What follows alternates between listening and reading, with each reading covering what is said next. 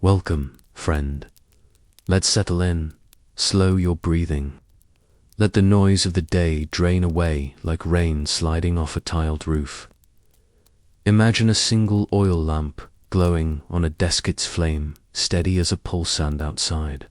A street that has finally gone quiet. Somewhere a late cart rolls by. Somewhere a brass bowl is rinsed and set upside down to dry. And somewhere very near, water sits motionless in shallow pools that the monsoon forgot. We walk in that hushed soft steps. Nothing hurried down the long, uneven road the older people still call by an older name.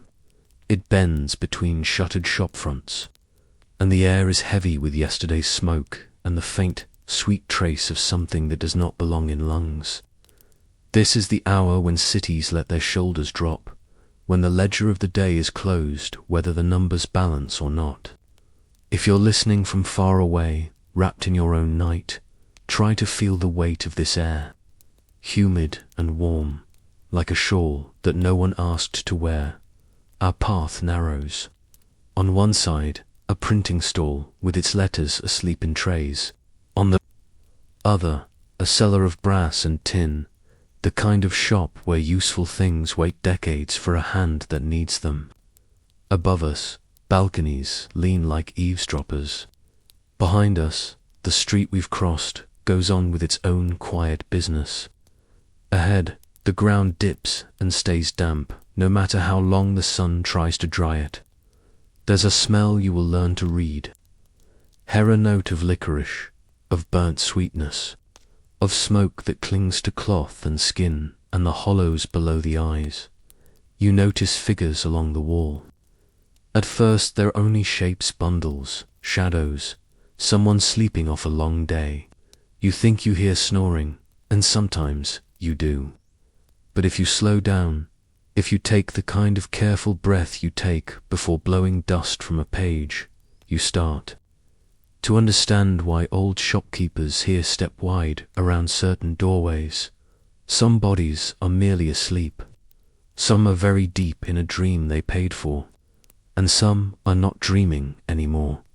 We keep our voice soft. We do not judge. A city is a conversation between hunger and hope, and not everyone gets a word in. Across the empire's map, from port towns with sawtooth docks to inland depots striped with rail lines, the same conversation repeats. Fields shifted from food to cash, hands shifted from crafts to quotas, roofs traded for rents that climb like ivy. You can draw a kindly face on a policy if you like, but at night, on streets like this one, policy has a different face.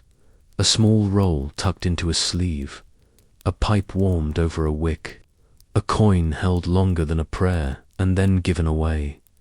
Somewhere, to our left, is a tea stall with 2 benches and a kettle that never truly cools. The owner's son is counting cups for tomorrow, lips moving with every 10. Across from him, in a doorway open to the street, a woman coils her hair and hums a lullaby to a child who has slipped into sleep sitting up, 2 doors down, behind. A curtain of stringed beads is a long room lined with wooden platforms. Lamps burn low in tin shells.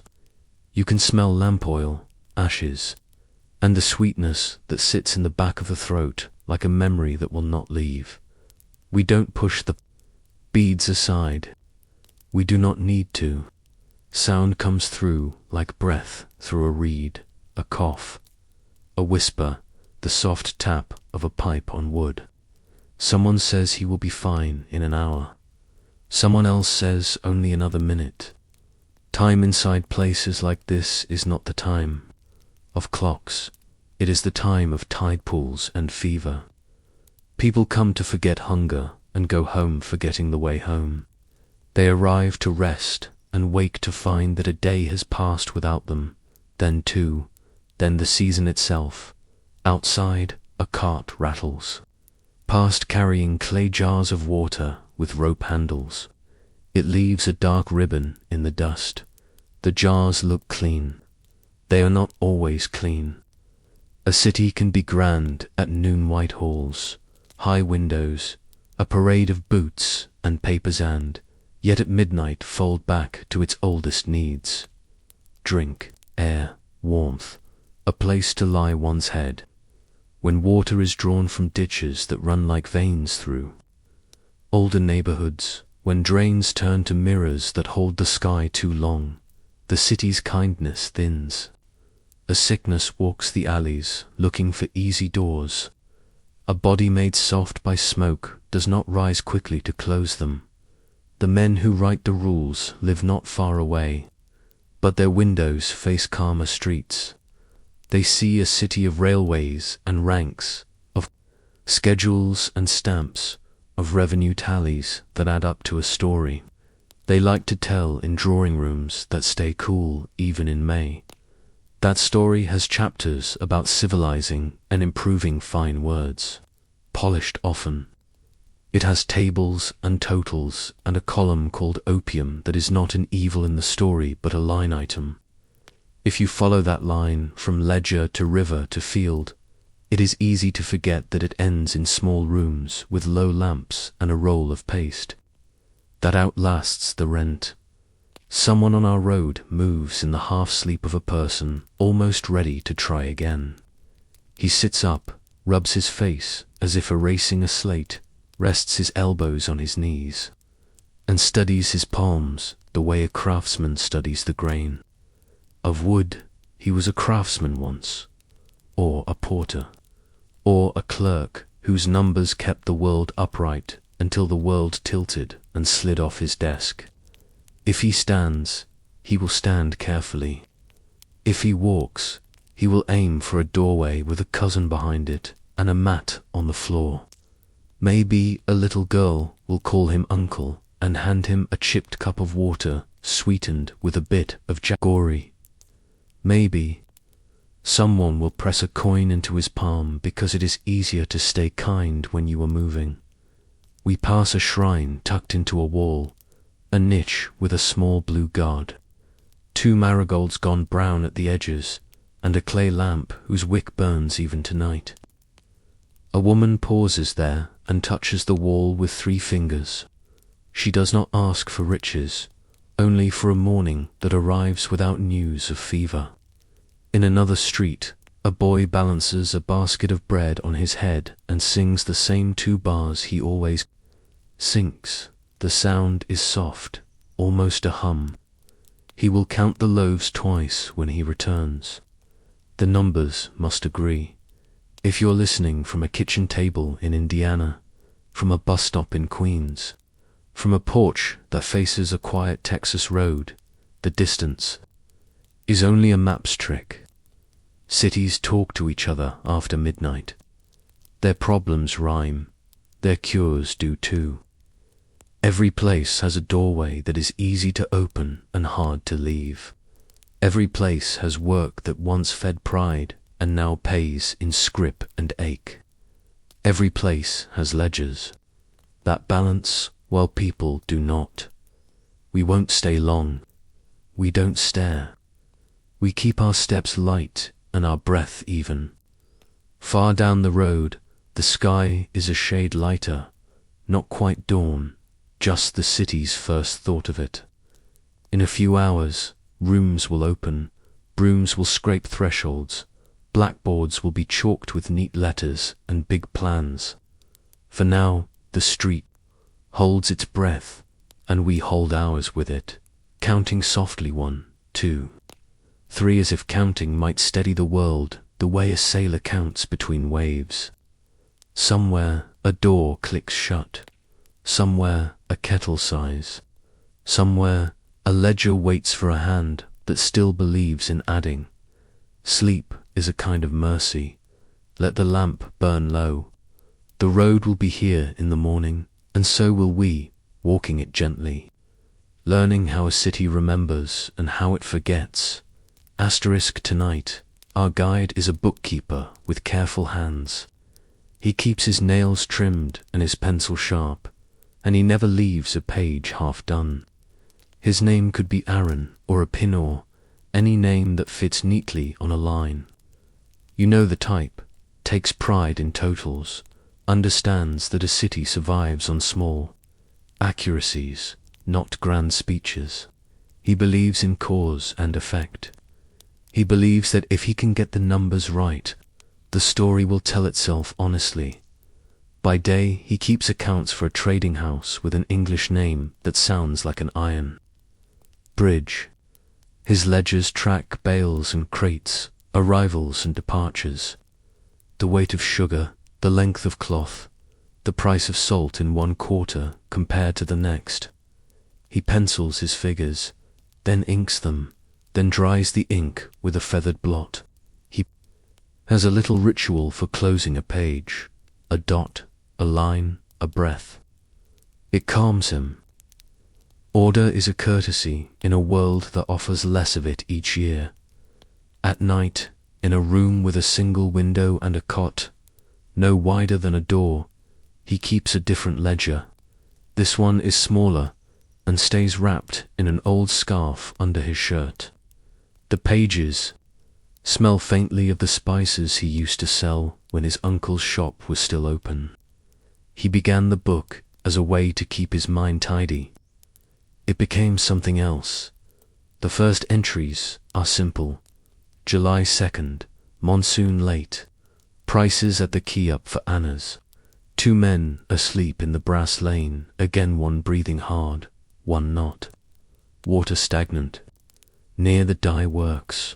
July 9th, cloth from Manchester, cheaper than any local weave. Day quiet, night not quiet. 4 bodies carried past the tea stall. One boy, maybe 12, holding an umbrella for his mother while they walked. By the time you turn the 10th page, the numbers start trying to talk. He adds columns he never learned in any office. Days lost to fever. Wages spent on smoke. Tenants evicted.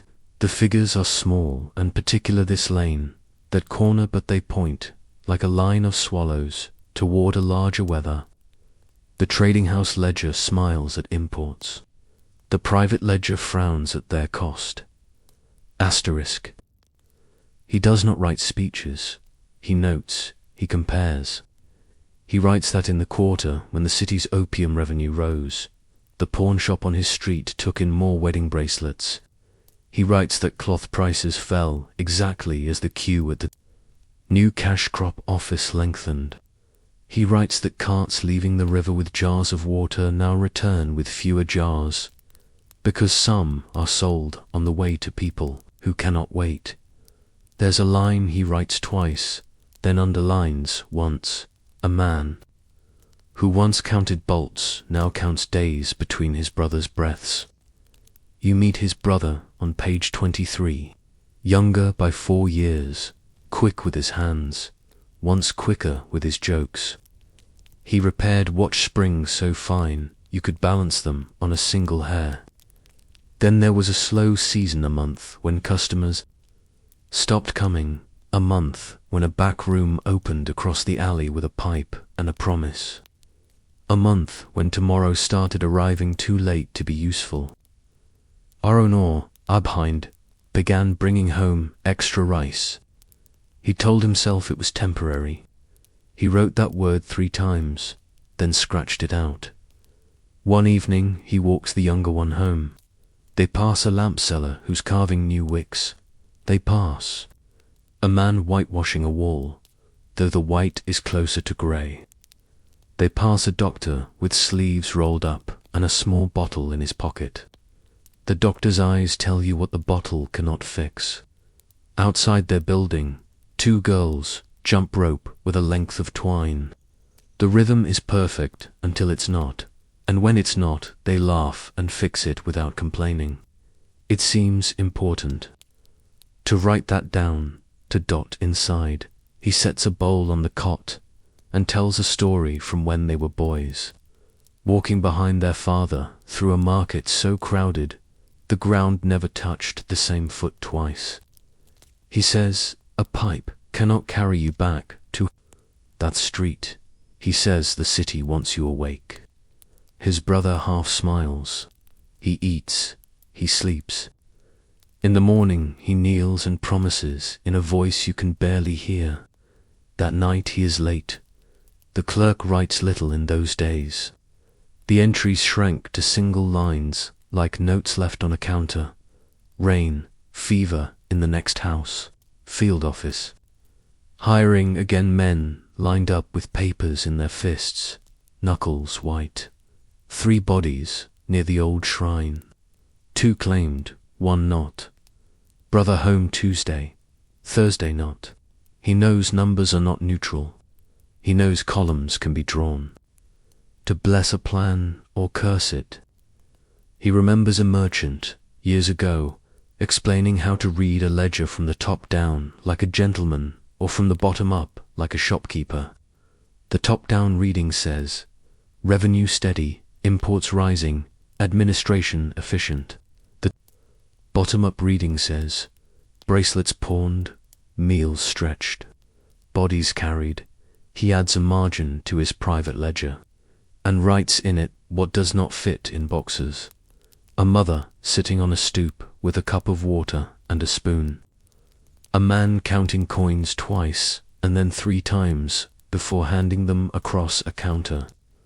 A watch spring coiled on a palm like a question mark. He writes a list of sounds you hear when a city is hurting. The way a vendor stops calling names of fruits. The way a cart's wheels slap water where a road should be. The way someone says tomorrow, as if it was something you borrow and may not return. One afternoon, the trading house calls him to the inner room. A man with a clean collar and a map on the wall taps a column with his knuckle and asks for a projection. The clerk's projection climbs like a ladder. He could make it climb faster. He could add a new rung labeled efficiency. He could make a case for a policy that will move numbers in the correct direction while people move in the other. Instead, he writes exactly what he can defend. Steady, not spectacular. He signs it in a neat hand that does not tremble. That night, he adds to the private ledger a new column with no numbers. He titles it, What is Owed That Cannot Be Paid. Under it, he writes, names that no one recorded in any office. Days that should have been ordinary. Songs sung to keep a feverish child awake. The weight of a watch you promised to repair and never did. His brother gets better, a little, then worse. The line on page 31 reads, he laughed at dinner. It sounded like the old laugh, but quieter. 2 pages later, he said he was trying. He was. 3 pages after that, I washed his hair. He slept, I wrote, if you're listening. From a bedroom in Ohio, where the clock on your nightstand keeps an honest beat and the gutters outside flick a little in the wind. You might be thinking that numbers are cold. In bad hands, they are. In good hands, they are proof that someone cared enough to keep the truth from dissolving. Our clerk believes the city must be remembered not only in elegies, but in entries, rents, prices, weights, dates, rain, drought, breath. He believes that if you write well enough, if you refuse to round the wrong way, the book itself becomes a shelter. He finishes the ledger a year later. The last page holds no totals, just a simple sentence. Things did not get better. In time for us. He closes the book, wraps it in the scarf, and places it in a tin box with his father's pen, his mother's thimble, and the mainspring from his brother's favorite watch. He stores the box on a high shelf that collects the cooler air. He goes to sleep with his hand open on the mat, as if to show the night he has nothing left to hide. You can rest now, too. Let the math of the day fade. Let the small accuracies ease your breathing. In the morning, there will be new pages. Tonight, we respect the ones already written. Asterisk for this hour. Follow a physician as he moves through the city after dark. He is not famous, He has no ward named after him. He carries a bag that clacks softly because the glass inside has learned the rhythm of his steps. His linen cuffs are frayed where they brush the desk. His handwriting is better than his sleep. He wears a look that patients learn to trust because it says, "I will not pretend, but I will not leave." He was trained to love pulses and patterns the way a fever arcs and breaks, the way lungs sound like weather when you listen right. He keeps notes on slips of paper tucked into a leather folder. The first time he wrote the word cholera, he pressed too hard and tore the page. After that, he wrote more lightly, the paper still bruised under the word. He has 3 kinds of calls: the kind where he arrives and stays an hour, the kind where he arrives and stays until morning, and the kind where he arrives too late and sits a while anyway because the living need a witness. Tonight will be a mix. He takes a shortcut through a lane that smells of turmeric and smoke. A child runs past holding a kite frame without paper, sticks like bones. The child's feet slap water with a cheerful sound that does not match the dark. First call, an old man who has kept bees his whole long life. The bees have done well, he has not. The room is neat, the way people keep things when life offers. Few variables you can control. The old man's breath tickles a candle flame when he exhales. The doctor takes his pulse and counts and nods. He adds a pinch to a cup, stirs it with a finger, and tells the old man a little lie. You will sleep. Well, sometimes that is the best medicine he owns. Second call, a girl with a fever that burns clean, not the messy kind that wanders. The family is tired in the way that makes eyes shiny and movements small. He teaches them the simple trickster: salt, the boiled water, the cup that must be emptied and emptied again. He draws a picture on the floor with a button. This much water, this much salt, this much sugar. The mother's shoulders drop a little, like a thread released. From a knot, he tells the girl a story about a river that ran backward once and surprised even the fish. She smiles with the good side of her mouth. Third call, a room behind a curtain of beads where the smoke hangs like a curtain of its own. The doctor does not approve. Approval is not why he is here. He has learned to breathe shallowly and work. Quickly, there are 3 men on wooden platforms and 1 on the floor. 2 will wake, 1 will not. The 4th is a question mark. He checks pupils, he checks skin, he checks the slow push and pull of a chest that does not want to labor for 1 more minute. He asks for water, he gets water, he wishes for cleaner water. He touches a shoulder and says the first name he hears. Someone else use. Names bring people back farther than shouts do. He notes, too, what the room tells him without words. A coin box near the door. A ledger that lists customers by mark when names are too much trouble. A lamp trimmed so low you could believe the night itself is burning. He has read reports that treat this room as an establishment. Reports build walls out of nouns. He sees, instead, how a person ends up here, the slope, the slip. The promise that rest is easier to buy than bread. Between calls, he thinks about water. He thinks about drains that never empty and pumps that stand too near the places where people relieve themselves.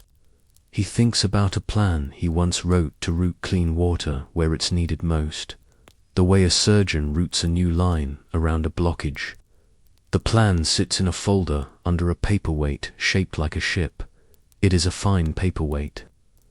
The plan has gathered dust with unusual efficiency. He passes a government building where a clerk once stood and presented figures that made men nod. He remembers a meeting where someone smiled kindly and explained that improvements, will arrive when the situation stabilizes, as if rivers wait for bridges and not the other way around. He thinks in small words when he is angry. Small words handle truth better. Another call, a woman who cleans houses by day and a certain room by night. She has not been paid on time in a month, and the rent does not accept delays. She has a cough that pushes her forward like a hand between the shoulder blades. He listens to her chest and hears a storm forming far away. He can sometimes talk weather back into line. He cannot this time. He leaves tincture in a brown bottle and instructions as simple as a recipe. 2 spoons, morning and night, no smoke, rest if rest exists. She laughs a tired laugh, the kind we use when a prescription includes a miracle. He writes as he walks, notes bridged by commas. Water cart broke a wheel near the spice lane. People gathered with pots argued, shared argued again. Boy, with hollow eyes, asked for medicine for my father's sleep. Had no words to ask for medicine to stop his own hunger. Man tried to carry a friend home from the long room. Their bodies are the same weight, but hope adds pounds to the one who lifts. Street-side shrine had 3 fresh flowers. Someone is still praying on time. At dawn, he sits on the steps of a dispensary that smells of eucalyptus and lye. He removes his shoes and rubs his feet as if they belong to an acquaintance, not to him. He reviews the night without drama, the way a boatman checks rope and plank. He knows he cannot drain the city's sickness by hand. He knows that a map drawn from above makes different promises than a map drawn from inside a lane. He knows that people who can pay will be fine, mostly. He knows that people who cannot pay will depend on a chain of kindness that breaks when the first link is tired. He is tired. He is not a hero. He is a hinge. He keeps doors moving between despair and duty, between panic and a plan, as simple as a cup and a pinch and a boiled pot. He folds his notes and tucks them under the dispensary ledger where no one will see them. Ledgers prefer numbers that behave. Nights prefer witnesses. If you're listening from a living room in Phoenix or a kitchen in Des Moines, drink a little water. Imagine it clean, cold, given to you by someone who knows your name. Imagine a room with low lamps where someone breathes easier because you learned, just now, how to mix a teaspoon of salt with 6 teaspoons of sugar and a liter of boiled water, and you told someone else who told someone else until the knowledge moved faster than the sickness. That is how cities heal when the big plans wait too long. The doctor puts on his shoes. A bell rings somewhere, a bicycle bell, bright as a coin on a tabletop. Children run past on their way to learn letters they will write on slates, then rub away and write again. The city pretends it is made only of mornings. He lets it pretend. He will let you sleep now. In the next hour, when you roll to your cooler side and the sheet finds its soft fold, remember a cup, a pinch, and a boiled pot, and someone who carried a bag through streets that asked too much and answered anyway. Asterisk, if a city is a cloth, the women who mend are the hidden weavers, pulling broken threads back through the weave, while the world mistakes their work for silence.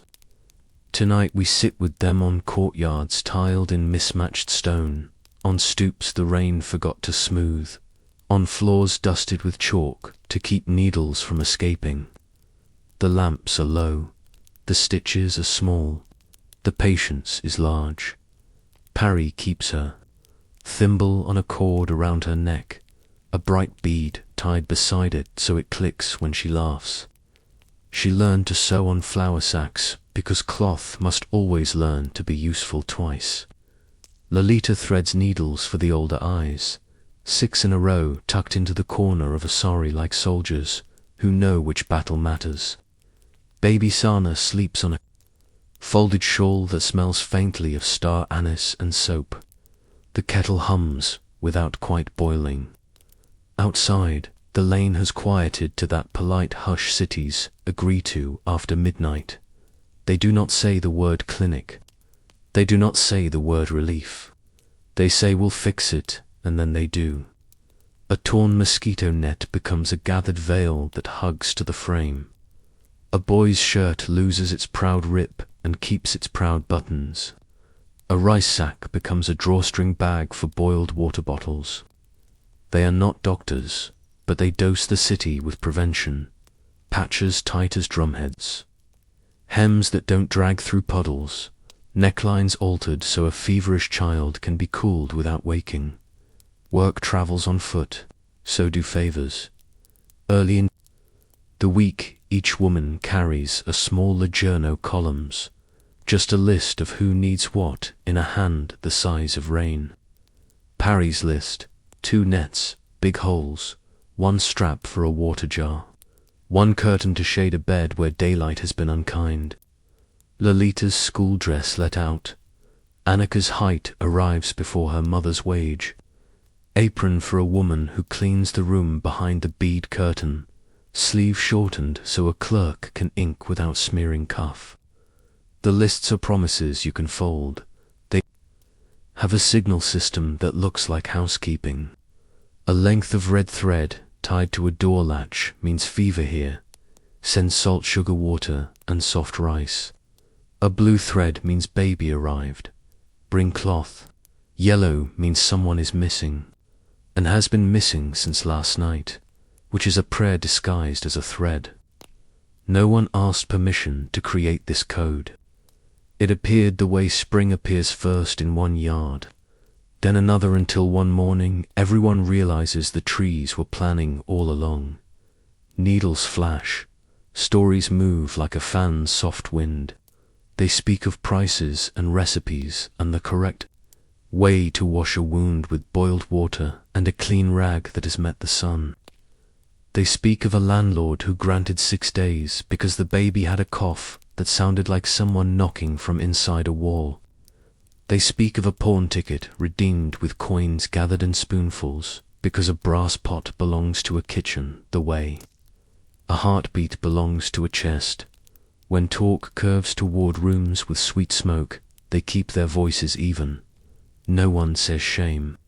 Shame never repaired a seam. They say, if he comes home and sleeps, wake him for sips every 10 minutes. They say, if he sleeps too hard, roll him to his side. They say when the water seller comes, tip the jar and look for sand, because water should be a mirror, not a handful of stones. Work has music, the soft pull through cloth, the click of a thimble tapping needle's eye when a new stitch begins, the kettle's sigh, baby seinas, small dream sounds, the street's distant cartwheel lullaby. In that music sits a discipline older than any office and sharper than any rule. Cut once, you have measured twice. Not where a garment flexes. Hide the men's when pride is important. Show them when instruction is. Teach the girls the back stitch. First it holds when everything else lets go. Around midnight, a girl arrives with a net folded into panic. A hole wide as a coin sits near the edge where the net meets the bedpost. My brother coughs like the old men, she says, as if age were catching. The women do not say it is late. They do not say come tomorrow. They draw the lamp closer, slide the net over their knees, and set to work the kind of neat, tight darning that turns air into rope. They finish before the kettle cools. The girl's relief is a small flood. She tries to pay in coins, so thin you can see the year through them. Parry takes only 1 and presses the rest back. We charge in tea, she says, and the girl promises. Tea with leaves so dark the pot lid will blush. When hands ache, they rest them on a warm cup or lay them on their knees, palm up, as if receiving something invisible. They tell one another that their mothers' mothers did the same with the same century-quiet dignity. They remember festivals and music and nights when nets were hung not for sickness but for breezes that kissed sleeping faces. They are not sentimental. They are custodians. The cloth must last through this season and the next. Asterisk, a boy arrives with a strap broken on a water jar. The jar itself is a tenant in many houses. It travels with grace, sturdy without show-holding. What a city needs most, and too often sends last. Lolita tests the strap with both hands, then works leather soft with oil and stitch. When she's finished, she pulls against the repair until her breath hitches. It will hold, she says, and the boy will carry that assurance like an extra handle. Here and there, men appear. A father steps in to ask if someone can add a loop to a trouser waist because a belt has been sold and rope leaves marks. A man does not wish to show his children. A porter asks for a patch in a shoulder where a bale's edge bit cloth. He says his back is strong as a cart's axle. The women praise the axle and the back. He leaves with a patch you could show to a tailor and a feeling you keep under your shirt at the courtyard's edge. Chalk marks grow into a simple map. Houses with new nets. Houses that still need. Houses where fever has been named.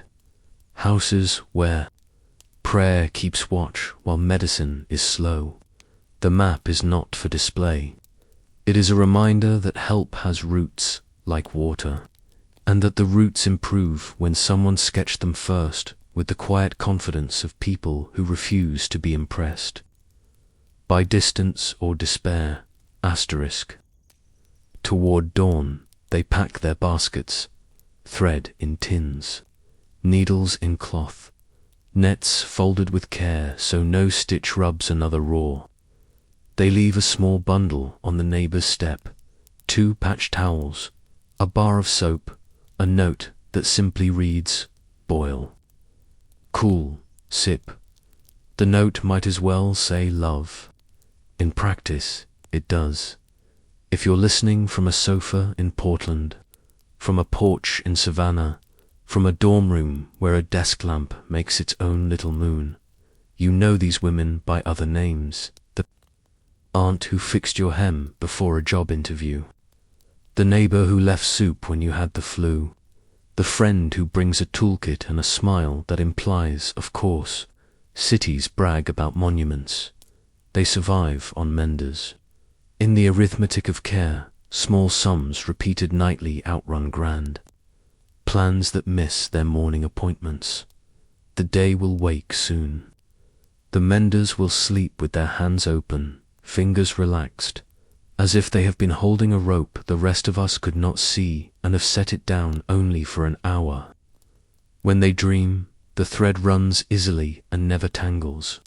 When they rise, the city will borrow their steadiness again. Asterisk by daylight.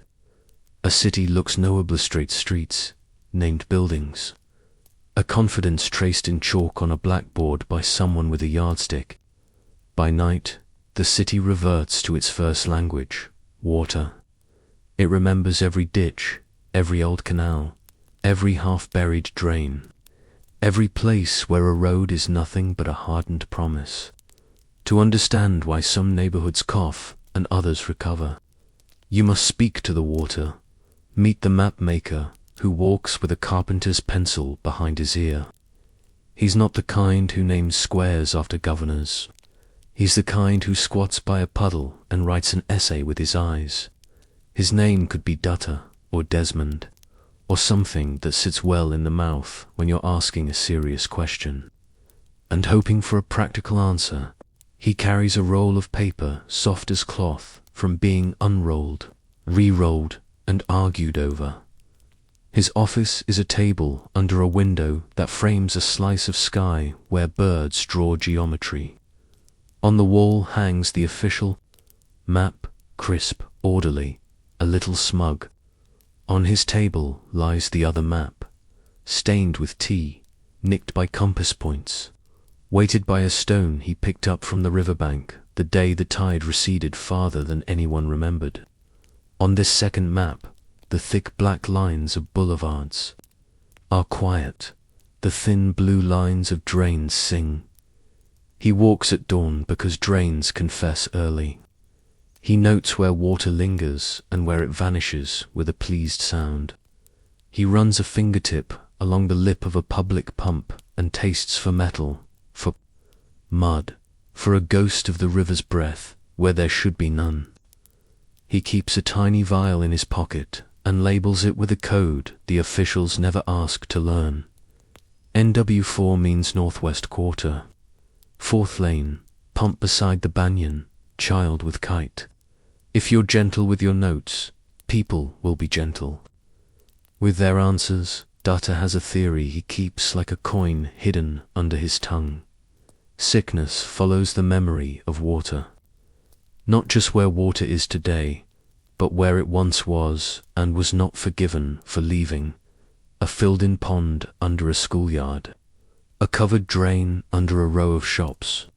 A line that used to be a canal and now is a street that sags. Each monsoon, like a tired back. On his map, he ghosts in the old lines with a pale pencil so the living can see what the ground cannot forget. He sits with boatmen who know currents, the way bakers know dough. Here, it used to move fast, one says, tapping a knuckle on paper over a lane that sells lamp wicks.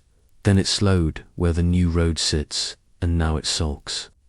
He sits with women who draw water at sunrise and can tell you which pump wakes clean and which coughs grit. He sits with the boys who race leaf boats after rain and can recite where the boats stall when a drain is choked with an argument no one has settled. In a notebook, he keeps 2 columns where the city believes water goes and where it actually goes. The first column is an architecture of hope. The second is a record of gravity's superb memory. He draws arrows, then scratches them out, then redraws them, thinner, like a man lowering his voice to be heard. Once, he made a presentation in a room that enjoyed its own echo. He showed the ghost lines and the blue singing ones and the dots that meant pump suspect. He spoke in a steady tone that would not insult anyone's pride. He said, if we pull this line here, the water stops drinking from the wrong glass here. The men in the room appreciated the metaphor. They nodded, asked polite questions, and returned to a set of priorities that arrived from farther away than any drain. That afternoon, he went back to the river and watched a barge slide by, stacked with crates stenciled with names of cities he would never visit. He thought about distance as a kind of spell, how numbers travel better than needs, how revenue rides first class while repairs run behind like boys chasing a carriage. He tore an old sketch into small pieces and let the river keep them until the current made a new drawing of its own. He is not sentimental, he is stubborn. He walks with chalk the way some men walk with a prayer. On walls near pumps, he draws simple marks that look like children's counting games, a short line for boil, a dot for cool, a circle for cover. He knows someone will rub them away. He draws them again. He knows that instruction printed on paper is a nice thought. Instruction appearing beside the handle a hand will grasp is better. One evening, he follows a trickle down an alley that smells of chilies and rope. The trickle vanishes under a door and reappears under another. He knocks, and a woman with hands already wet opens. "Come," she says, as if water were a guest they share. In her courtyard, a crack along the drain is swelling like a seam that wasn't backstitched. He looks, he listens, he imagines himself water by choice, then by gravity, then by resentment. He shows her how to pack the crack with ash and sand and a rag soaked in oil to keep the ash in place until someone can mortar. She calls to her neighbor to come hear the trick, and the trick becomes a small law in the alley's constitution. He keeps vials from good pumps the way some people keep love letters. When the bad vials outnumber the good, he takes them to a doctor who meets him halfway across professional distance. They don't argue about cause. They talk about rhythm, where fever appears when this pump fails, where children sleep when that drain smells like a bottle opened too long. They make a pact. The doctor will teach sips and salts and soup. The mapmaker will teach lids and lines and, when possible, the art of asking for a repair until the request itself becomes a tune no office can forget. At home, a daughter asks him to draw her house on his map. He shows her the square that is their room, the rectangle that is the courtyard, the line that is the lane, the braid that is the drain. He draws a little star where she keeps her slate. She asks what the blue lines mean. They are the river's cousins, he says, some happy, some not. She accepts this, the way children accept rain as a kind of sky speaking. If you're listening from a kitchen where the tap runs clear, think of the roots that made it so, the buried pipes, the engineers who imagined your thirst hours before. It arrived, the workers who measured twice and dug once and tightened the right bolt. Think, too, of places where the map on the wall is true only to the wall. Water tells the truth eventually, the way a rumor becomes a headline if no one interrupts it with a fact and a new pipe dot at night. Dutter rolls his tea-stained map and sets the stone on top. He sleeps with the window open to hear rain rehearse. On the roof, in his dream, the ghost lines lift like threads pulled back through cloth, leaving a smooth surface. In the morning, he will walk and listen again. The river keeps inventing ways to arrive. So do the people who live by it. *rente is a candle held under paper. It reveals watermarks no one meant to show. Today the city smells faintly of ink and starch, of coins warmed by palms, of kitchens that boiled rice early so they could count in the afternoon. Doors open with practiced caution. Ledgers wait with their spines square to the table's edge like well-behaved. Schoolchildren dot the pawnbroker's shop is cool as a cupboard, and twice as orderly. Mr. Mukherjee has learned the alchemy of turning memory into numbered slips. He is not a villain. He is a hinge. On the wall behind him, small tickets hang in rose saffron pistachio, cornflower-like, a garden that forgot its scent. Each ticket is a promise thin enough for the sun to pass through. On the shelves sit brass pots with names taped to their sides, shawls with a feather of embroidery peeking from brown paper. A harmonium that keeps its voice quiet, even when the doorbell gives a proud little ring. *. People arrive in ones and twos, never in groups. Dignity prefers an audience of none. A woman lays a bangle wrapped in cloth on the counter as tenderly as if it were a wrist. Mukherjee writes in the neat arithmetic of custody, weight, quality. Today's price, tomorrow's hope. He quotes a figure that leaves a space where breath should be. She nods anyway. He slides the small stack of coins forward the way a priest slides prasad, with 2 fingers, eyes lowered. Next comes a man with a pot so polished the lamp, flame appears inside it as a second lamp. "My mother's," he says, without being asked. The pawnbroker hums a syllable between sympathy and silence. He writes the ticket.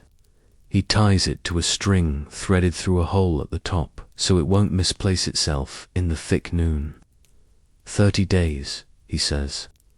The man lifts the coin clutch, feels its lightness as if justice were a weight you could measure, and leaves with the careful gait of someone who has agreed to walk between two cliffs. A landlord 2 lanes over sits at his own table under the steadfast gaze of a portrait that has seen better tenants and dearer times.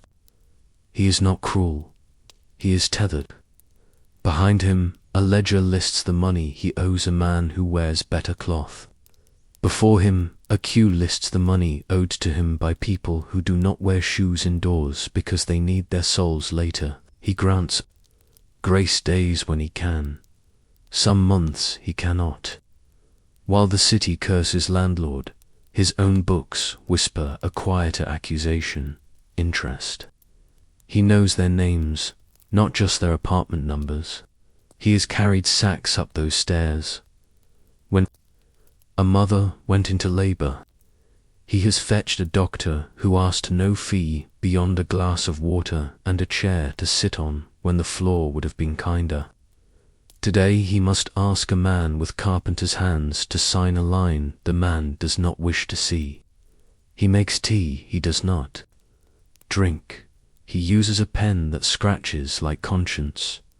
Rooms of ledger light have their own weather.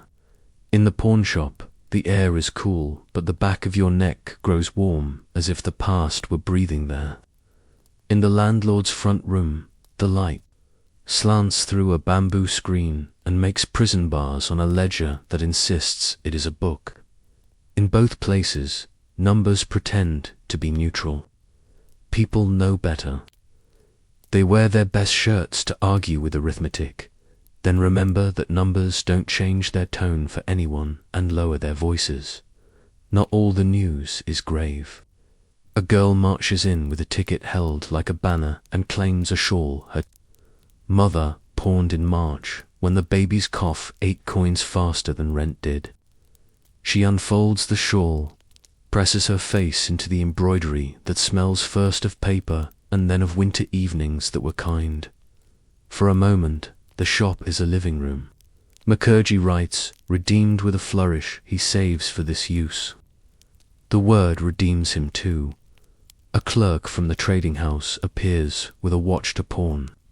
The chain slick with much polishing and little use. He avoids the mirror. He squints at the numbers as if they would be friendlier if he blurred them. He takes fewer coins than the watch deserves, penalizing himself in a way no book will record. The pawnbroker knows a certain shame when he sees it. He adds a coin when the clerk looks away, the way a mother adds rice to a child's plate while telling a story so the child's attention is elsewhere. Then there are the unclaimable objects. A comb of horn, a boy's drum, a wedding plate with a dent that holds gravy better than any unblemished metal could. Every few months, these things move to a second shelf, then to a third, and then to a crate that will go to a man who buys histories. By weight, Mukherjee lingers over the drum. He remembers the boy, how he tapped rhythms on the counter that turned the room into a festival for half a minute. He tucks the drum back where it can wait for another month. Mercy sometimes ignores. Policy, rent day migrates to evening. In doorways, people count and recount, lips moving, fingers tapping their own neat abacus of bone. In kitchens, a pot waits to learn whether it will be fed rice or water flavored to taste like patience. The city's breath shortens at sundown. On days like this, then lengthens again if no one knocks with a rough knuckle and a paper. Stamped in red dot, our menders pass by the pawnbroker and wave with 2 fingers. He tips his head, which is as close as ledgers come to applause. The mapmaker drops off a small bundle of printed sheets, instructions for keeping water out of drinking water, the kind that deserve to be pasted near pumps and not filed under. Miscellaneous. The doctor steps in to collect a pawned stethoscope he could not afford to lose. Mukherjee hands it over without payment and says, "Settle when you can." He writes ode in so light a hand the ink can't find the page. Some books prefer to remember kindness as a rumor. At the landlord's, a woman asks for time. He opens his hands like windows. For days, he says, and she starts to cry, not because the number is small, but because it is not zero, and not. Zero is sometimes the difference between falling and stepping down carefully with both feet. He pretends to search the ledger for the place to write the grace. He knows it by heart. He has written it beside her name 3 times this year, and will write it again. If coins and conscience cannot be reconciled in any other way, if you're listening in Milwaukee or San Diego, you've known rooms like these. The bank officer who softened a line because he saw your child tug your sleeve. The librarian who erased a fine because you looked like you needed a book more than you needed a lesson. The neighbor who said, "Pay me when you can," and meant it. Institutions are made of people. People can sometimes smuggle mercy across. Borders paper cannot cross. Night finishes the arithmetic. In some rooms, rice boils. In others, water does its best to taste like dinner. Tickets go into tins. Receipts go into drawers. Shoes go under beds with toes facing out, ready to become morning again. The lamp wobbles for a breath, then steadies as if reminded of something important. Tomorrow the ledgers will still be here. Tonight, a city puts its coins by the door and asks only for untroubled sleep. Asterisk, the curtain is made of painted seeds and tiny brass bells that hardly ring at all unless the door forgets itself and swings wide. Tonight, the curtain holds still, a hush of color, a polite border between the street's damp breath and a room arranged for forgetting. The girl in the doorway lifts the beads with 2 fingers, the way you lift a bandage, not to reopen anything, only to check what's healing and what is not. Her name could be Myra or mine, any name that sounds like water poured carefully. She is small enough to vanish inside a crowd and stubborn enough to part one when she must. In her pockets it's a folded scrap, a recipe for water, salt, sugar, and patience, copied in a neat hand by a schoolteacher who believes formulas should be portable. In her other pocket, a little square of muslin that smells like home. She knows. This room, she has waited outside it before, pressing her ear to the beads to count a familiar breath in a sea of strangers. Inside, lamps glimmer in tin reflectors. Wood platforms line the walls like bunks for sailors who never leave harbor. A boy sleeps with his mouth open. A man dreams sideways and snores into his sleeve. Another lies too, still with his hands folded like a gentleman at dinner. A long tray holds bowls, a kettle, a cloth that remembers every spill. The proprietor sits on a stool, pencil tucked behind his ear, eyes moving with a money changer's calm. Mina says her brother's name in a tone that does not make promises. The proprietor nods toward the far corner where a body is more shadow than man. The lamp there has burned low, and the air wears that sweet heaviness that clings to hair and hope.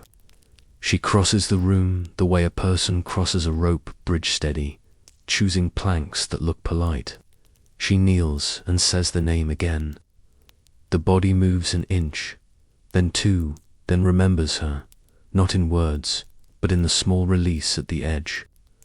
Of the mouth that brothers save for sisters, easy, she says, because the world has been too hard for too long. She slides the muslin under his cheek, lifts his shoulder so he lies on his side, the way the doctor taught in the courtyard, air first, then everything else. She counts like a seamstress, counts stitches quietly, without losing track. In her head, water tables, drain lines, rent days, mended nets all braid into a single rope she has learnt to hold. The proprietor hovers with practiced He is not cruel. He is a weather that does not change for small boats. He brings a cup. She sniffs it. Boiled, she asks. He shrugs toward a kettle, to clean, to be lying. She tips the cup to her brother's lip and waits for the swallow. She does not hurry. My time here is like dough. It rises if left in peace. On the platform beside them, a man murmurs names he has not earned the right to say. Another laughs at a joke that was funny last winter. A third dreams in a language the room does not speak. Mina makes a pillow from her shawl, tucks his knees, wipes his mouth, arranges his wrist so his pulse can be found by any hand that might come looking after hers. She speaks to him about foolish things to keep him interested in the ordinary. A kitten that climbed a staircase to the roof and discovered the moon. A brass pot that came home from the pawn shop with a dent like a dimple. A kite mended with 2 colors of paper so it looks like a stitched sky. When she tires, she looks around the room and sees the city condensed into a single low lamp. A clerk with ink at the cuff, a porter with rope marks at the shoulder, a boy who should be sleeping under a net, a man who once repaired watches and now lies inside time without touching it. She feels no anger at them, only the durable sadness of a person who has learned the weight of certain doors and still opens them because love is nothing if not repetitive. Tomorrow, she tells the proprietor, he will carry water for you. 2 hours. It will settle what is unsettled. The man half smiles. Debts here prefer coin, but coin prefers to stay where it feels safe. He nods anyway, because her voice belongs to a network of women who can make trouble for a careless man without ever raising it above a whisper. The brother stirs. His eyes open to slits, and then to lines, and then to a face he knows as the map back to himself. Home, he says, a word with 2 syllables tonight. She helps him sit. The room shifts like a boat. The beads at the door click once as someone leaves lighter than he arrived. She waits for the wave to pass, for the color to return beneath his nails, for his breath to choose triumph over confusion. When he can stand, she tucks his arm over her shoulder, the way an older sister tucks a blanket around a child who pretends he is not sleepy. They move, bead by bead, step by step, into the lane where the night has decided to practice dawn, just in case. Outside, the air is cooler and simpler. A dog lifts its head, considers, approves. At the corner, a woman who mends nets watches from a doorway. She does not speak. She adjusts a fold of cloth so the 2 must pass close enough to take strength. From the gesture, the mapmaker's chalk marks boil cool, cover glow faintly on the pump-like instructions left by a benevolent ghost. Home. She lowers him to the mat, turns him on his side again, leaves a cup within the reach of a future. Thirst. She rubs his hand, the way you rub a numb limb back into sensation. She puts her own palm on the floor, flat, grounding herself to a house that has managed to remain a house. She listens as the city resumes its slowest breath. Somewhere a ledger closes. Somewhere a kettle resolves its small argument with the flame. Somewhere a doctor folds notes into a pocket and decides not to cry. The curtain of beads has gone quiet behind them. But a different curtain. The one between despair and duty stays lifted for another hour. If you're listening from a sofa in Denver or a back porch in Tallahassee, think of the nights you have fetched someone you loved from a room that did not deserve them, a party too loud, a hospital too bright, a sadness too persuasive. You learned the same choreography: lift, turn, sip, wait. You learned that rescue is not a trumpet but a lullaby. Mina dozes upright, her shoulder against the wall, her brother's breath counting for two. When morning comes, it will arrive as a cup of tea and a bowl of rice and a joke about beads that clacked like crickets. For now, the house is a soft pocket, and the city, for once, lets people sleep. Every city keeps a box of colored strings. Banners for streets, garlands for doorways, cords for drums, little flags that make a lane feel like a river, decided to learn new tricks. Tonight, the box is open, hands move, hopes move with them. A festival has been promised not by the authorities, who prefer speeches, but by neighbors who prefer lanterns. It begins in a courtyard, where a fig tree offers shade shaped like lace. An old drum is tuned with a wedge of wood and a patience, older than any calendar. Children carry oil lamps like careful stars. The menders have stitched pennants from fabric that once was sleeves. The mapmaker drew a path for the procession designed to avoid the puddles that never grew up into ponds. The schoolteacher rehearses, a chorus that sounds like a lullaby taught to stand up straight. They plan the route around the city's soft spots, the way you carry a sleeping child around a lamp. Down Ribbon Sellers Lane, left past the pump that wakes clean, right where the cobbler sits with his gentle hammer. Pause at the shrine that holds both marigolds and a small tin of coins for rice. They will end by the river, because all good endings do. It is not a grand festival. No dignitary will wave from a balcony. This one is close to the ground, made of feet and breath, a celebration not of victory but of practice. We are still here. We still know how to walk together without stepping on each other's toes. The drum speaks in sentences the body understands. Aunties test the sweetness of syrup with a pinch and a nod. A shawl with mirror work becomes a banner with stars, because why should the sky have a monopoly? Then a whisper arrives ahead of a cough. In the North Quarter, a cluster of houses has hung blue thread on their latches. The word travels along broom handles and across thresholds. Fever. Not just a household's. Misfortune and alleys. The drum lowers its voice. The schoolteacher closes her songbook with one finger holding the place. You could press on. You could say that light chases darkness and the city deserves its hour. But the women look at one another and take the measure of the moment as if it were fabric, stretch, give, floor. The festival will almost happen. That is the decision. Not cancelled, that is a harsh word for a soft-hearted city, but translated into something the night can keep without falling ill. The plan reshapes like dough. Lamps that would have marched now perch shyly on windowsills. Banners that would have flown are tied across narrow alleys, as if the sky was stooping to see better. The drum plays softer, sending its pulse along walls that have heard worse and survived. Food that would have been sold is portioned and carried to doors with blue thread. Bowls are left on stoops with a tap so light it counts as a courtesy, not a knock that costs strength. Children, who take disappointment like Renan, welcome. Then wonderful are given missions. Carry this ladle, fetch that bundle, sing the chorus to anyone who opens a window. One boy runs like a bell, his voice bouncing off brick and back again.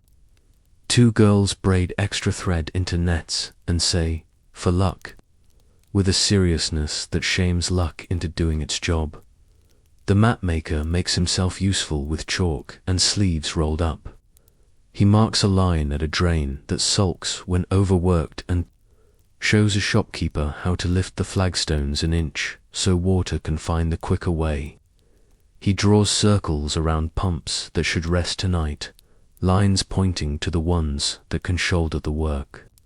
The doctor, seeing the rethreaded plan, pockets his lecture about crowds and brings instead packets of salt and a smile that gives people back a small appetite. By dusk, the almost festival glows. Lamps wink like confidences. From window to window, people exchange songs instead of sweets. Melody traveling farther than carts could. Someone recites a poem into the lane, and the poem behaves politely, moving along as if visiting relatives. A dancer performs for the household opposite a dance, reduced in space and not at all in grace. A grandmother ties a thread to the corner of her gate and calls it her banner. Her grandson bows to it as if to a king who knows his place. At the river, where the procession would have spilled its end like a pocketful of coins, the water reflects a thinner quilt of lights, but holds them as faithfully as if 1,000 were present. A priest lowers a lamp on a leaf boat and lets the current answer. The leaf tilts, rights itself, and moves along. Stubborn, he says, admiringly, about both lamp and city. Inside the houses with blue thread, spoons tap bowls. Bowls tap lips. Lips try to believe. Fever has a way of shrinking rooms. Tonight, the city tries to enlarge them again with stray notes. With the smell of cardamom sneaking in from a neighbor's pan, with the sight of a banner's shadow playing on a wall like a friendly ghost. The menders sit at thresholds ready to cut and knot and tie whatever must be cut and knotted and tied. Rescue is pragmatic and wears a sorry. If you're listening from a cul-de-sac in suburban Virginia or a high-rise in Chicago, you've seen the almost festival too. The block party that became a porch wave, the parade that became chalk on sidewalks. The fireworks traded for 100 small lanterns in 100 small windows. Joy, it turns out, can be portioned without losing its taste. It travels in teaspoons when ladles are unwise. Near midnight, children are carried to beds that smell of lamp, smoke, and sugar. The drum sleeps with its head on a folded shawl. The chalk on the pumps keeps its quiet watch. The river tucks away its borrowed stars. In the morning, the city will look back and say, "We did not dance in the street, but we did not forget the steps." Asterisk. The bell is a spoon on a brass plate to notes, then 3. Then silence so the courtyard can decide whether it's ready to be a classroom. Today it is. A rectangle of shade stretches like a page. Children settle on mats with the solemnity of birds choosing a branch. The teacher grey at the temples, steady at the heart writes on a slate propped against the fig tree. A, B, C beneath them, smaller letters, A, B, C. Beneath those, a line, boil dash, cool dash, sip. He teaches reading because stories are the city's backup water supply. He teaches numbers because ledgers are the city's other weather. He teaches the recipe because every child should know that. In an emergency, a teaspoon and a clean cup are worth the speeches of a dozen officials. The letters lean left a little, as if conferring. The children lean right a little, as if listening. Today's lesson is a braid. First strand, a poem about rain that knows when to stop. Second strand, how to tie a square, not sew a net hugs where it should.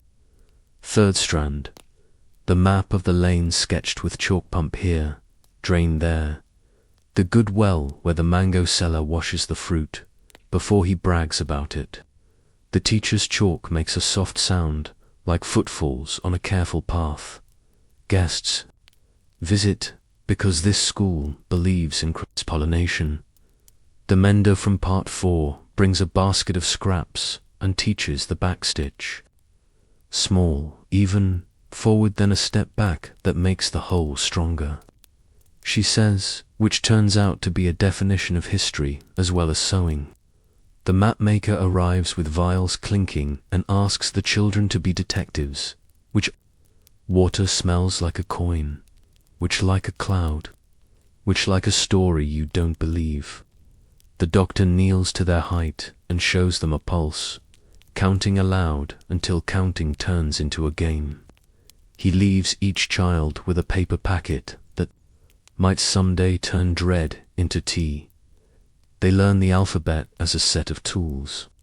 A is for a live how, to place a sleeping uncle on his side and check for breath. B is for boil what rolling looks like in a pot, and why bubbling must be a performance, not a suggestion.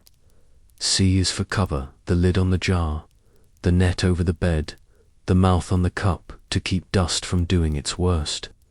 The children copy the words and strokes that feel like planting. Arithmetic becomes a way to measure kindness. If one household has 2 jars and the neighbor none, and both must carry water from the father pump, how many trips are saved by lending? They raise hands and call out numbers that reveal they have been watching all along for trips saved. 8 tired, feet glad, one afternoon rescued for naps or poems or both. The teacher catches the numbers with his chalk and pins them to the slate like butterflies that will be released after class. History arrives in stories sized for small shoulders, not the kind that stage a parade, but the kind that explain why a lane remembers a pond and why a garment remembers a careful hand. He tells them about a city that once thought itself invincible in daylight and learned, with difficulty, to be gentle at night. He tells them about a clerk who kept a second ledger where breaths were balanced against rumors and compassion always rounded up. At midday, they practice silence. 5 breaths, the teacher says, palm open like a small flag. The courtyard grows as quiet as a bowl. Pigeons approve. In that silence, the children discover that their hearts keep time without being told. They will need this skill later in rooms with bead curtains, on rent days, at pumps where patience is both cue and cure. After the quiet, music. A drum tapped with fingertips, a tin whistle that insists on being brighter than the day, a chorus soft enough for neighbors who sleep after long nights. The song is about a boat that refuses to sink because passengers keep bailing with cupped hands, laughing at their own absurd heroism. Laughter, it turns out, is a flotation device. A girl raises a hand and asks the question grown-ups avoid. Why do the men at the big house not fix the pipes if they know where the water goes wrong? The teacher looks at the fig tree while he chooses a true answer that will not burn her mouth. Sometimes, he says, people who draw big maps forget that cups are small. Our work is cups. She nods as if accepting a job offer. Later, they draw what they have learned. One boy sketches a net whose holes are smaller than worry.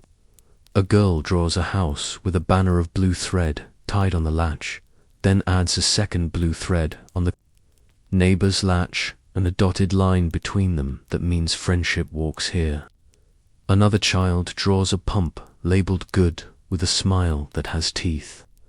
The teacher will hang these drawings where the courtyard can see itself and be encouraged. Before dismissal, a last braid. Story, a sister who fetched her brother from a room.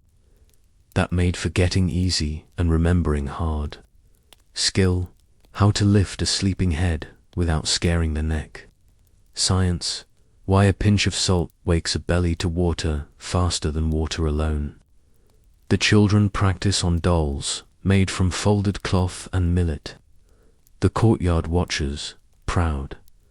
If you're listening from a kitchen in Boise or a studio in Brooklyn, think of the courtyards that taught you.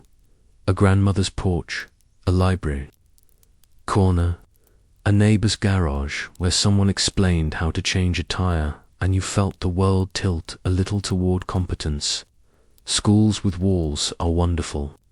Schools with sky remembered that learning began with imitation and kind hands.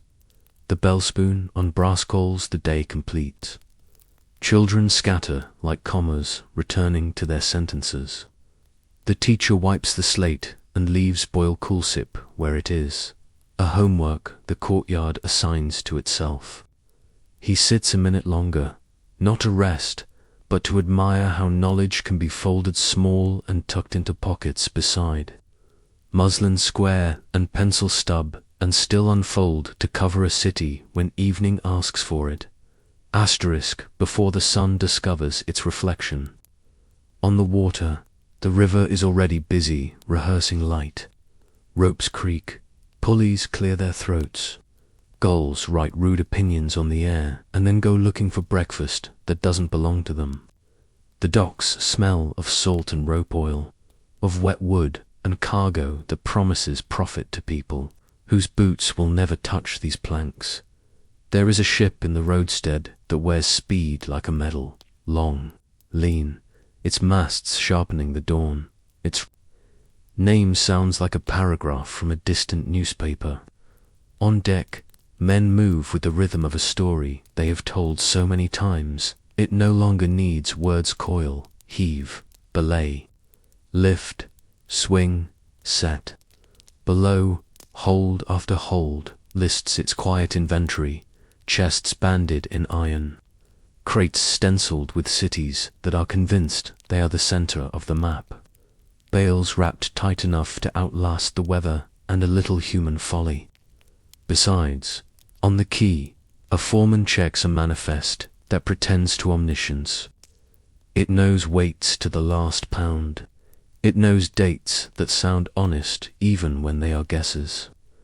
It knows the proper spelling of 300 English surnames and the approximate shape of 24 Indian ones. The manifest does not know the color of a shawl redeemed yesterday from a pawnbroker, or the way a girl's voice carried a lullaby down a lane that smells of turmeric and rain. It does not know blue thread tied to latches or chalk marks on pumps or a doctor's bag that clacks like gentle thunder after midnight. It does not know because it does not need to. A boy call him Haroon or Horry works the smaller errands that keep ports from tripping over their own importance.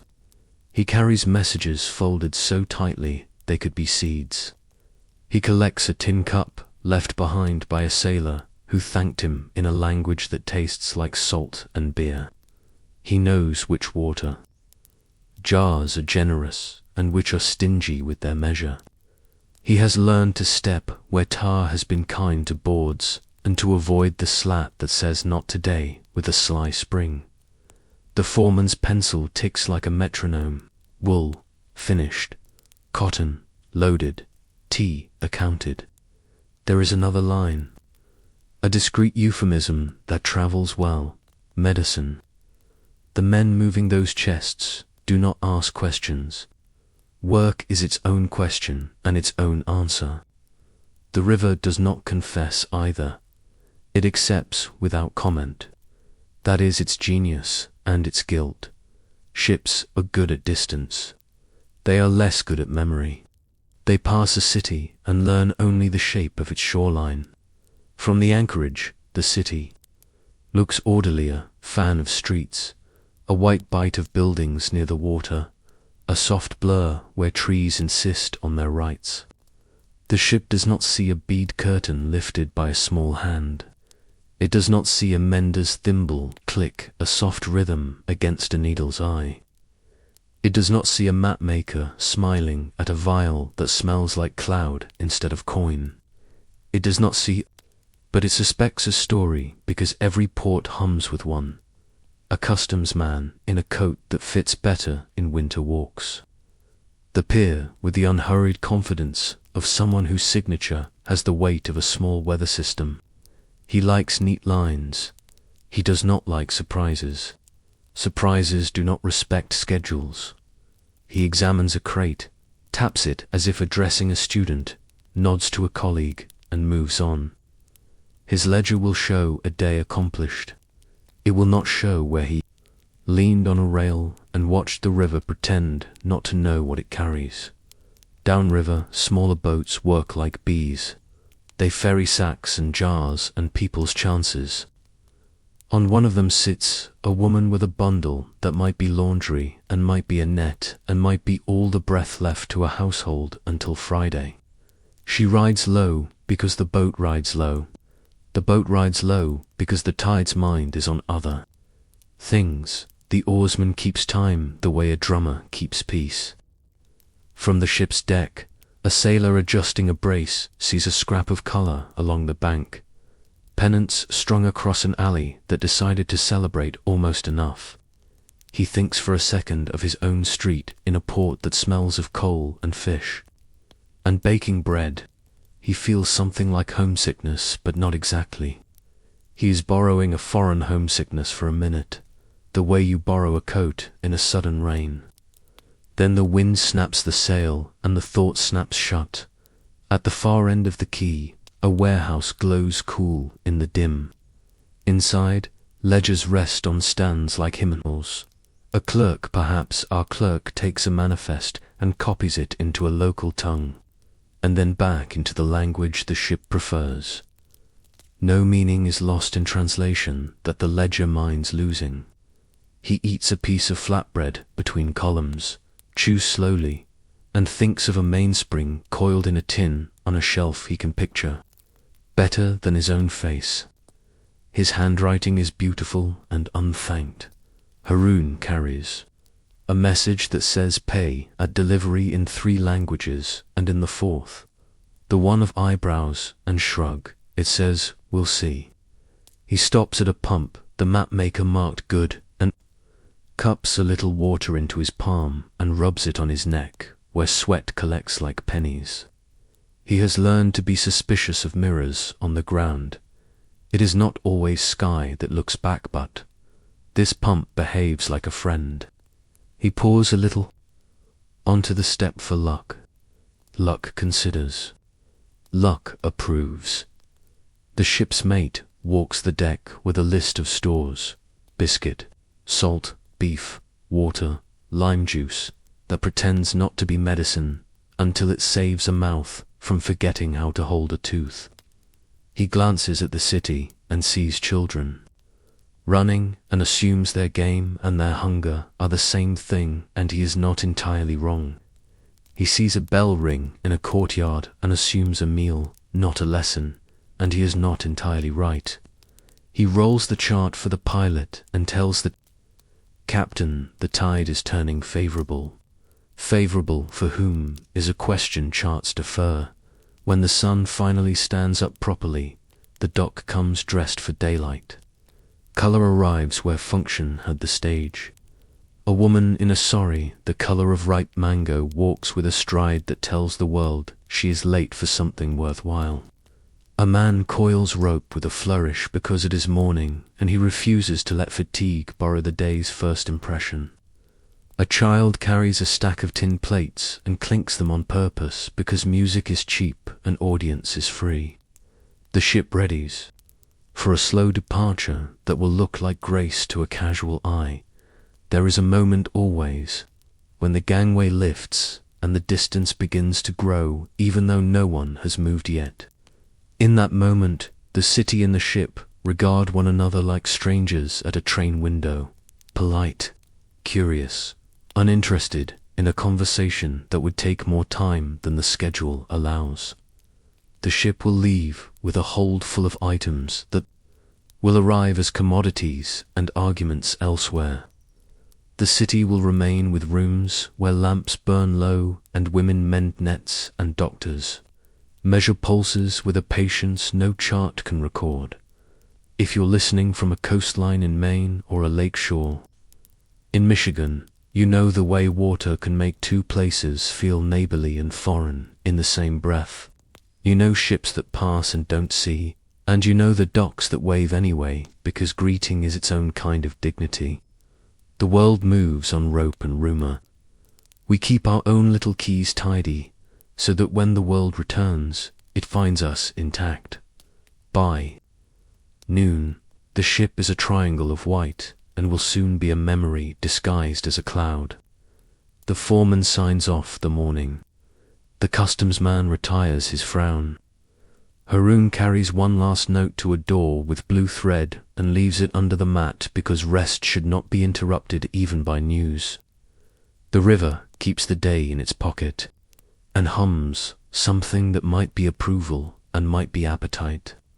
In either case, the city returns to its lanes, and the lanes return to their careful, necessary work. Reckoning is a hard word that wears a soft coat today. No gavel, no shouting, just morning light square on a courtyard and people who have slept as much as the city allowed. The spoon on brass bell taps twice, not to summon but to remind. We are here on purpose. The teacher sets out benches that wobble, and then decide to behave. The menders arrive with a folded net, a bundle of repairs, and a tin of thread that looks like a sunrise poured into a circle.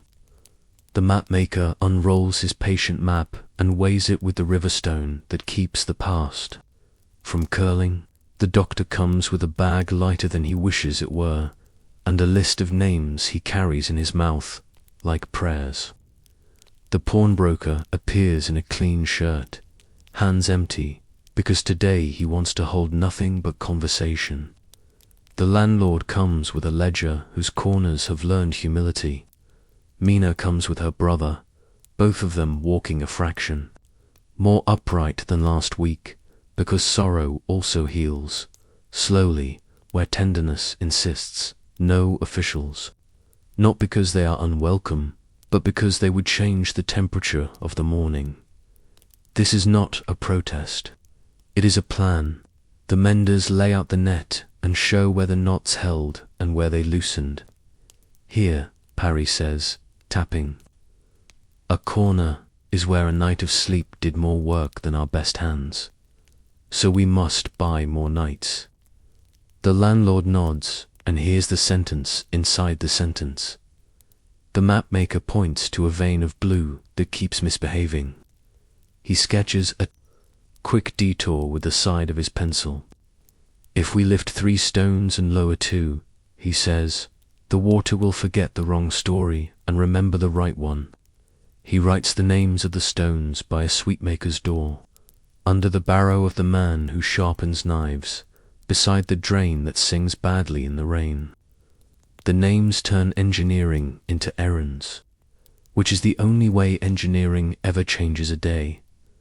The doctor stands without standing tall. Salt, sugar, water, he says. You know this, but I will say it again because repetition is a kindness. He holds up a cup, a spoon. He tells the room the number of sips it takes to persuade a stubborn belly, and how often the persuasion must return. He teaches a hand sign, 2 fingers for 2 pinches, 3 for 3 teaspoons, a circle for the lid, a palm flat for the bed turned sideways so breath finds the easiest road. The pawnbroker clears his throat and asks to speak where no one expects. Him too. My shelves hold hope on layaway, he says, and in the small laugh that follows, no one is cruel. I have made a box, he continues, for not today, when a landlord writes for days and a doctor writes ode and a mender writes tea. I will put a coin in not today. It is not charity.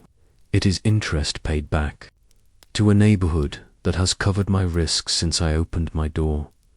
He sets the box down. It is not large. The sound it makes is exactly the weight of one kindness.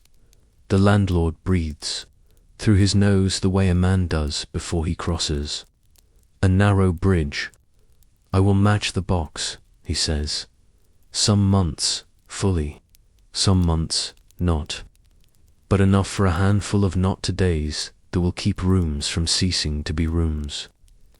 He flips his ledger to a blank page and writes at the top, Grace. The word looks good there, as if the page had been waiting for it. Mina raises a hand as if in school because respect is a habit she refuses to outgrow. We will make a roster, she says. 2 hours a day for carrying water from the clean pump for any house with blue thread. Not forever just, until the thread turns white again. Her brother nods and says, "I'll take mornings," and does not apologize for the days when he won't manage. The teacher writes names under the heading carry, and the chalk does a small, proud squeak, because it is useful. A boy from the docks room, with the tide in his stridages, in with his cap in his hands, and a nervousness he cannot afford. The warehouses throw away broken crate slats, he says. They burn well, but they also make good lids. He looks at the map maker for permission to speak the word cover as if it belonged to a textbook. The map maker beams like a pump labeled good. "Bring what you can," he says. "We will plane them, sand them, and give them to houses where jars dream of lids." The teacher draws a circle on the slate and writes inside it, "School of Small Things. We meet each week," he says. "Same morning, same bell, same patience. We count what worked, what didn't, and we count only as far as we can help. No grand totals that crush, no averages that hide." He looks at the clerk who has been quiet at the edge, his private ledger hidden in the fold of his shawl. The clerk steps forward and places the small book on the table. "I wrote this when I could not sleep," he says. "Some of it hurts, some of it helps. Use what helps." He opens to a page where a column reads, "Days saved by sips." The number is larger than 0, larger than anyone suspected. There is no applause. Applause would be a hat too big for this head. Instead, people nod the way neighbors nod when a fence is mended and a tool returned and the evening looks like it might forgive the afternoon. The menders collect their net. The mapmaker pencils a new line darker. The doctor refolds his note so the recipe sits on top and the sadness stays beneath. The pawnbroker slides the box toward the landlord, who places his hand over it like a blessing that doesn't want to. Embarrass the blessed. Someone asks what to do about the room behind the bead curtain. The courtyard does not look away. "We will keep fetching people out," Mina says, "and we will keep asking the proprietor for boiled water, and we will keep returning the next day with work that owes no one shame." The teacher adds, "We will also teach what wanting feels like in the body and how to name it before it chooses your name for you." The doctor says, "And we will not moralize what medicine must mend." If you're listening from a town hall in Kansas or a community center in Oaklandhaven, if only in memory you've known mornings like this, a reckoning that is less verdict than inventory, less anger than arrangement, less crisis than choreography. Someone brings paper, someone brings tea, someone brings their one steady skill and sets it on the table like bread. No heroics, just hinges and the patience to keep doors moving. They break bread. They don't call it that here, but that is what it is. A pot of rice appears with lemons squeezed the way sunshine would if it had hands. A pickle jar opens and wakes the courtyard. Tea sweetens into second cups. The bell is struck once more, not to end, but to remind the morning it has done its work. As people stand, the mapmaker kneels to talk to a child about ghost lines that used to be canals. The pawnbroker ties the ribbon on the Not Today box, tighter than necessary, because temptation respects knots. The landlord helps an old woman down a step that his father built too high. The doctor picks up his bag and feels it heavier in a good way, the weight of responsibility chosen, not assigned. When the courtyard empties, the teacher leaves the words "School of Small Things" on the slate. The breeze reads the letters with interest and decides not to interfere. The reckoning, such as it was, becomes an arrangement of chores. Chores become a day. The day steps out into lanes that, for the first time in a while, feel like they were waiting for people rather than the other way around. Asterisk cities are like old copper pots. They keep a shine where the hand returns. Years pass, and still a thumb worn. Curve remembers soup that kept a child listening, water that kept a fever honest, steam that fogged a window just long enough for someone to trace a heart there with an index finger and pretend it would stay. Tonight we sit with a city that remembers it, remembers the smell of eucalyptus in a dispensary where a doctor counted pulses without counting the hours. It remembers the chalk marks on pump spoil, cool, cover faded, and redrawn until even the bricks knew their lesson. It remembers blue thread tied on latches like quiet flags of distress that neighbors learned to salute, not with talk but with bowls left on steps and nets delivered. Before night could harden into worry, it remembers a girl lifting a bead curtain, like a veil between danger and duty, carrying her brother home one careful breath at a time.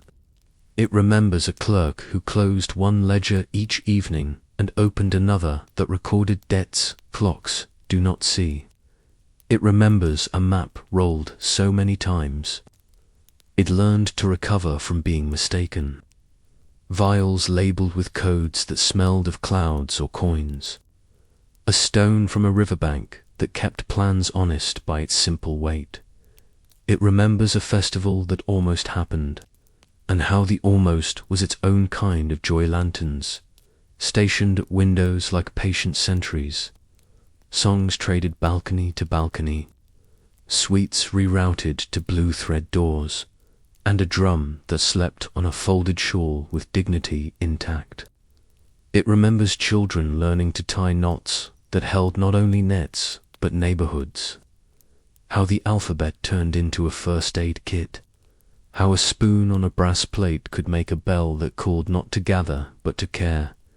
It remembers rent days when ledgers softened and pawn tickets that came home and turned back into shawls and pots, and a harmonium that once redeemed, remembered all its old songs at once like a flock wheeling in perfect turn.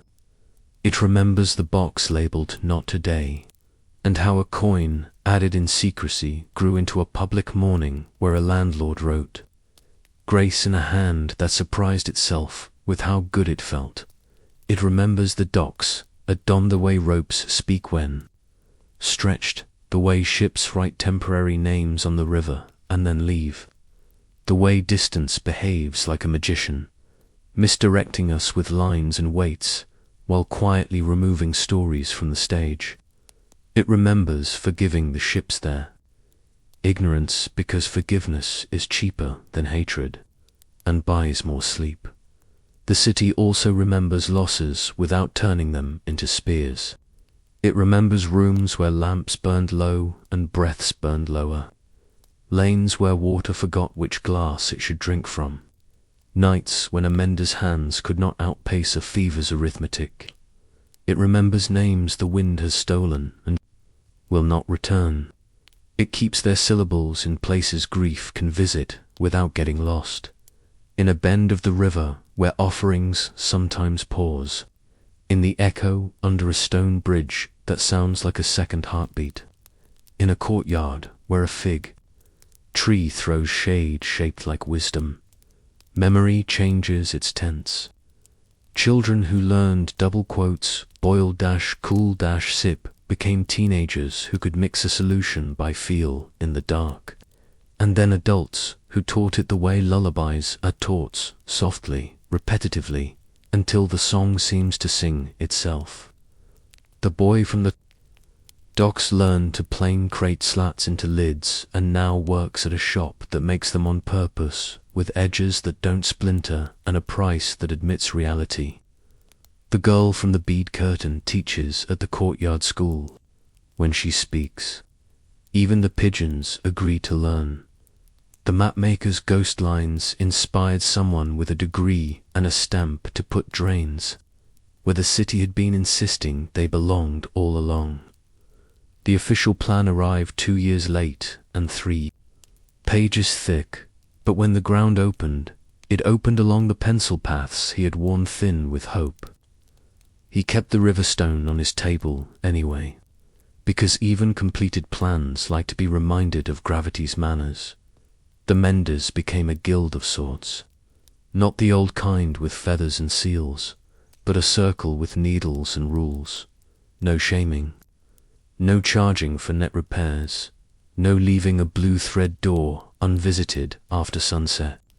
They keep a drawer of scraps sorted, not by color, but by kind, sturdy for elbows, gentle for baby cheeks, pretty for days that require it. They train apprentices by teaching the backstitch before the running stitch, because life will ask for the strong seam before it asks for the fast one. The doctor grew older and taught to younger doctors how to hear with their hands and see with their questions. He still walks after dark sometimes, out of habit and gratitude and a superstition that says cities sleep better when someone with a bag is moving through their blood. His bag clacks the way it always did. He has put a small mirror in it now, to show mothers their own competence reflected back under lamplight. The pawnbroker's shelves still hold histories by weight, but fewer of them feel abandoned. People redeem more often. When they can't, the box marked "Not Today" opens like a joke that stays funny because its punchline is kindness. Sometimes he keeps an item long past policy if its absence would make a house feel poorer than money can measure. He has learned to be a custodian of memory as well as metal. The landlord has added another column to grace. Returned, it fills slowly, imperfectly, beautifully, like a rain barrel under a stubborn cloud. He does the arithmetic with a face that refuses to call generosity a loss. He still collects rent. Mercy didn't turn him into a poet. It made him a better bookkeeper of human days. As for the clerk, his private ledger lives in a tin on a high shelf, but a copy of its best pages hangs in the school as the book of saved days. Children touch the glass and read numbers as if they were names. One entry, days saved by sips, has grown too large for the frame. The teacher laughs and says, "We'll build a bigger frame." And the carpenter in the back says, "Or a smaller font," and the children say, "Bigger frame," because children understand scale when hope is involved. If you're listening from a light left on in Seattle, or a stoop in New Orleans, or a farmhouse in Iowa, that sighs in winter like an old ship in gentle seas, consider what your place remembers. The corner where someone shoveled your walk before their own. The store where the clerk rounded down because your child was watching. The evening when a street learnt to sing to itself from window to window. The day a plan stopped being a document and became a habit. Asterisk. Cities do not forget everything cruel. They can't. Forgetting would be an insult to the endured. But they learn to stack their memories like blankets. Roughest at the bottom where strength is needed, softer on top where sleep lives. Tonight, this city, a patient city with its bead curtains and brass bells, its nets and notes and needed cups, folds its blankets with a competence no headline will ever praise, and that is fine. Praise is a visitor, competence pays rent.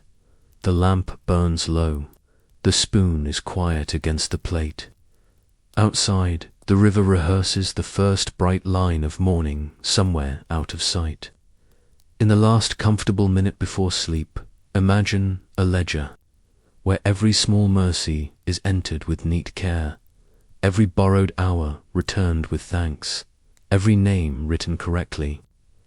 Imagine that ledger closing with a soft thud as the city turns to its cooler side. Rest now. What must be remembered will be. What can be mended will be. What needs water will be boiled, cooled, and sipped. Measured by a steady hand you may never meet, and love you'll recognize anyway. Asterisk.